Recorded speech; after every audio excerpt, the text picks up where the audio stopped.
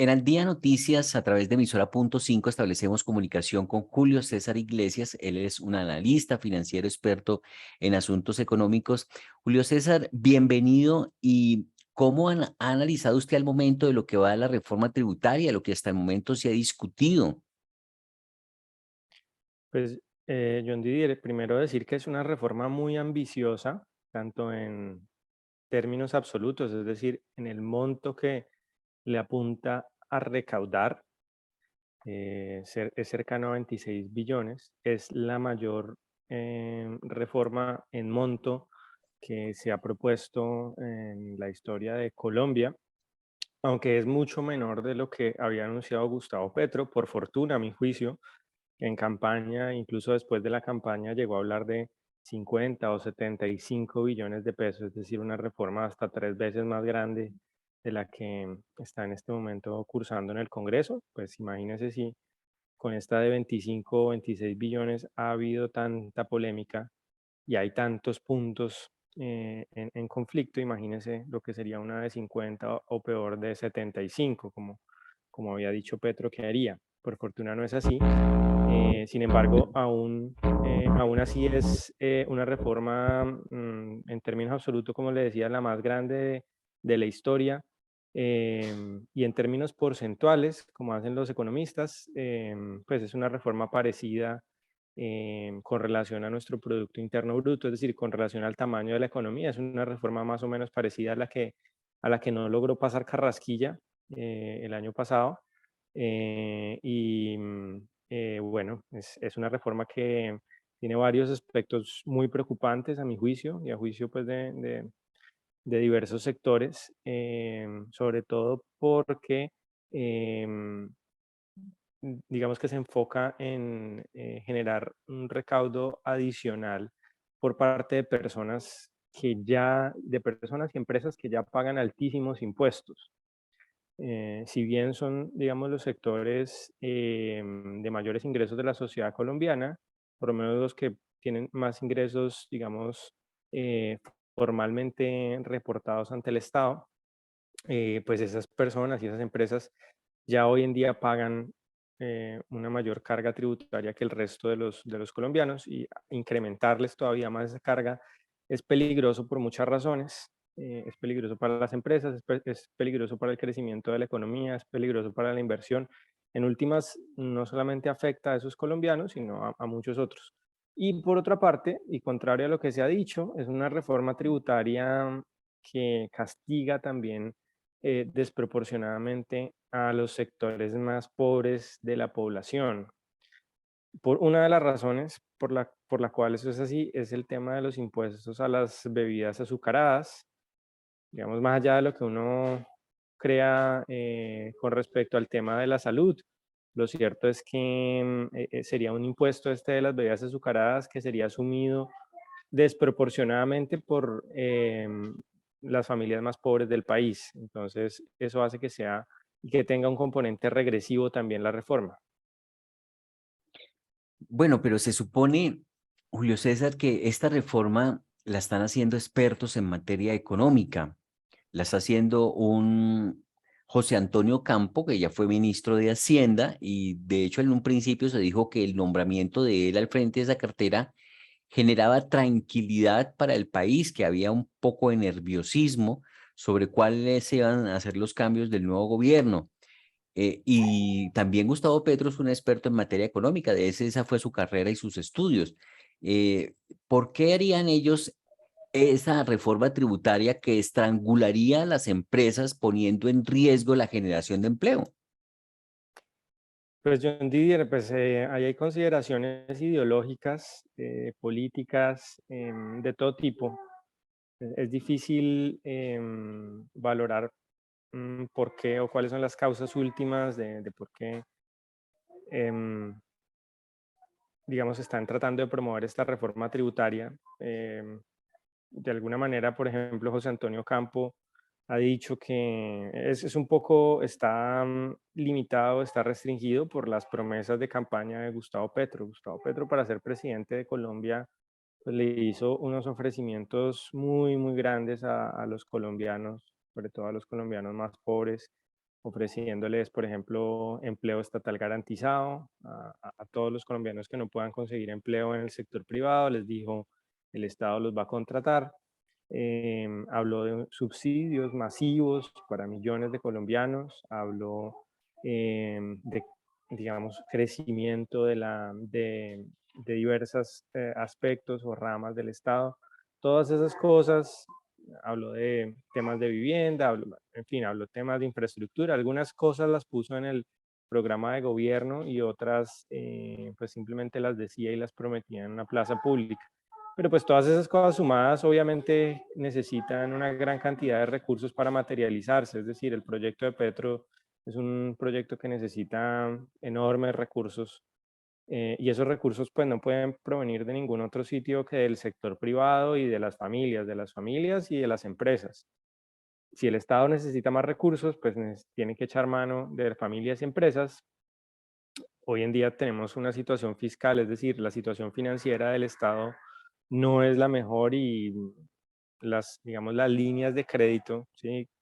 Igual que en una familia, pues una familia puede gastar, digamos, de dinero que quizá ahorró o de los ingresos mensuales o anuales que va teniendo la familia por las personas que trabajan en la casa, o otra opción sería acudir a un crédito para ejecutar algún proyecto.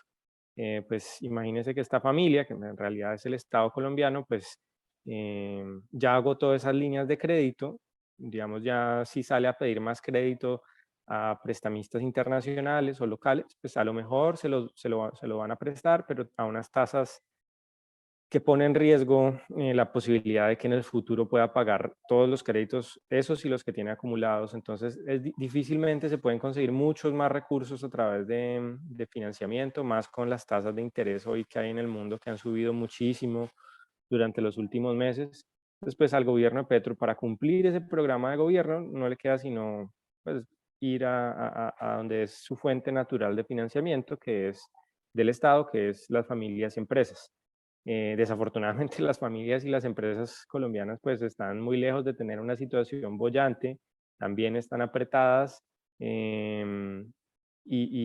pues someterlas a más impuestos, aunque sea una parte de esas familias y a todas las empresas, que eso sí, digamos, una reforma tributaria que afecta a la mayoría de empresas, pues es peligroso para todos y no solo para ellos directamente, no, es lo que hay que entender, no solamente para los dueños o para las familias de mayores ingresos, sino para toda la sociedad. Sí, Julio César, dos preguntas finales. Una, pues si la gaseosa no es buena para la salud, ¿no se gasta más plata cuando una persona se enferma? Porque de hecho, si estaríamos adquiriendo una cultura de buena salud y pues que le pongan de pronto impuesto a la gaseosa afectará seguramente que muchas familias pobres desayunen o almuercen con gaseosa, pero si eso los está afectando la salud a futuro, pues que pongan ese impuesto, ¿no le parece?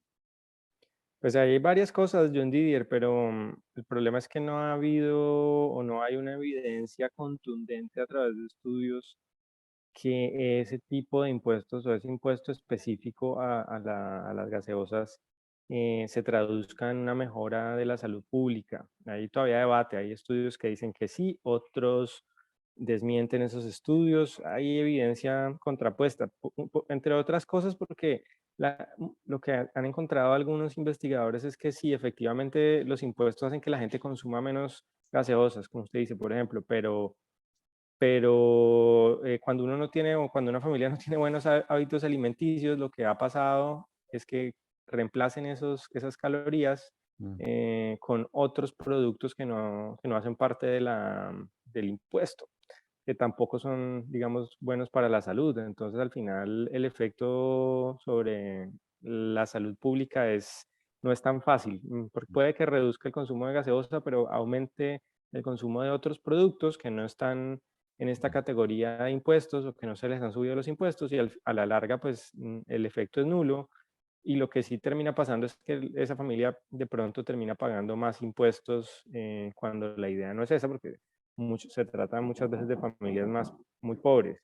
O el otro problema es, por ejemplo, en el caso de San Andrés, que tiene el departamento de San Andrés, que tiene un problema de acceso al agua potable.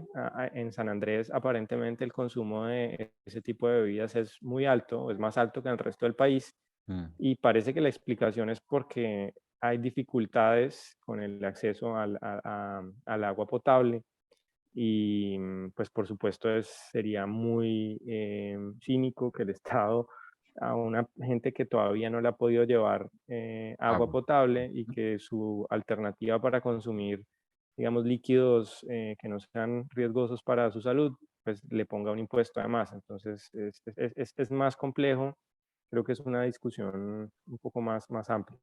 Sí, y ya están las plantas que transforman el agua del mar en agua potable, ya existen, sería hacer solo una inversión y se soluciona el problema del agua para San Andrés, para La Guajira, para tantos territorios que están al pie del mar y que no tienen agua potable. Y la última pregunta es, ya se hizo el anuncio que se van a tomar los recursos de los fondos privados de las cesantías para poder girarle a la tercera edad, a los abuelitos, 500.000 pesos mensuales. Eso sería crónica de una medida anunciada, ¿no? En campaña, ¿está cumpliendo Petro sus promesas de campaña?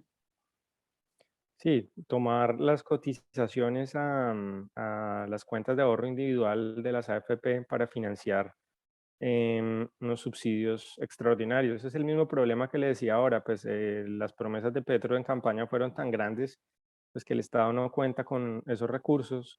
Y pues una de las fórmulas que propone Petro y que lo dijo abiertamente en campaña, eso hay que reconocérselo, en parte por eso votaron, a mi juicio, de manera irresponsable muchas personas por él. Él prometió que parte de esos recursos vendrían de, digamos, arrebatarle a la fuerza, quitarle a la fuerza cotizaciones que hoy son individuales y volverlas subsidios para otras personas.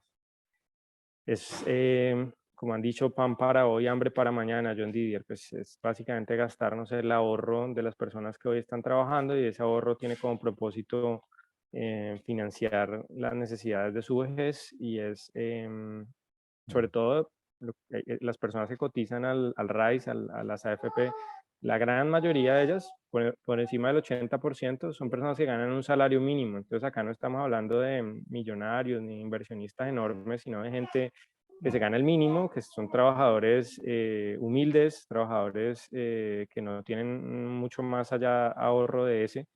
Entonces estamos hablando de quitarle a esas personas para darle a otras, algo pues que a mi juicio no es conveniente y que em, pone en riesgo no solo la economía, sino sobre todo el futuro Mm. de millones de colombianos y sería una jugada muy peligrosa del gobierno.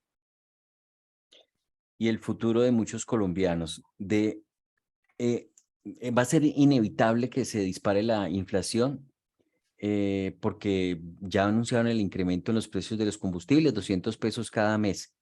Sobre estos temas estaremos seguramente en otra oportunidad, Julio César. Hay muchos temas de la economía y parece inminente que se va a disparar la inflación en Colombia porque subir la gasolina subió absolutamente todo. Julio César, gracias por estar en Al Día Noticias.